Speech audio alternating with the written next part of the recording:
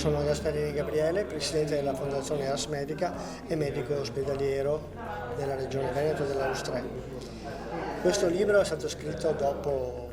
molte discussioni con i miei colleghi e molte esperienze vissute in questo periodo, prevalentemente nel lockdown, perché a questo si riferisce il libro e più che altro si riferisce, oltre che alle cose che un po' tutti conoscono, un po' ai danni dell'anima che i medici hanno avuto. Se i medici stanno bene possono curare meglio i propri pazienti e quindi noi abbiamo cercato così un po' di parlare fra noi per poter migliorare la situazione che era veramente difficile in quel periodo.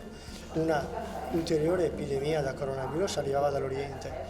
Noi pensavamo non arrivasse, invece poi è stato devastante e siamo stati i primi a sperimentarla nel mondo occidentale, proprio qui a Venezia, come nei secoli scorsi.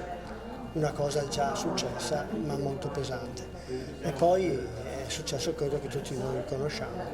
Di questo noi dobbiamo per forza riuscire a tirare fuori qualcosa di positivo, qualcosa che nel tempo poi ci aiuti eventualmente a affrontare nuove difficoltà di questo tipo, ma anche ci aiuti a essere migliori fra noi, nelle nostre relazioni con i pazienti e fra noi come società, perché non è sufficiente l'ambito medico, l'ambito scientifico, bisogna che esista un qualcosa di più che ci fa rinascere e ricrescere anche in ambito della società, in un ambito più ampio.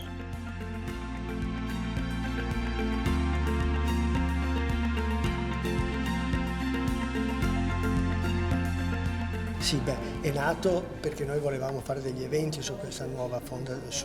con la fondazione, degli eventi su questa pandemia e quindi abbiamo studiato i testi che riguardavano le vecchie pandemie passate. Poi via via, quando la cosa diventava sempre più importante e quando ci siamo accorti che eravamo soli noi e soli i pazienti, abbiamo cercato di migliorare quello che era la situazione dei medici, anche perché i medici non hanno vissuto tutti quanti la stessa esperienza, erano esperienze diversissime. Io ero in ospedale, ma ero a contatto con molti colleghi, altri erano a casa da soli, era passato un mese, 2 mesi, non lavoravano, un destino comune a tante altre attività che in quel deserto di quei giorni si erano completamente fermate e quindi oltre al danno della malattia veniva un danno economico enorme che minava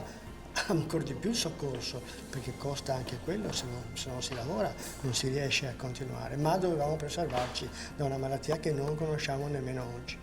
E quindi abbiamo cercato di dare una traccia, perché il pensiero che ci è venuto è: se noi avessimo già oggi un libro di questo tipo, scritto durante la spagnola, forse magari riuscivamo a evitare gli errori, riuscivamo a capire di più quello che succedeva. Non dico che è un libro per i posteri, ma sicuramente un libro per il futuro.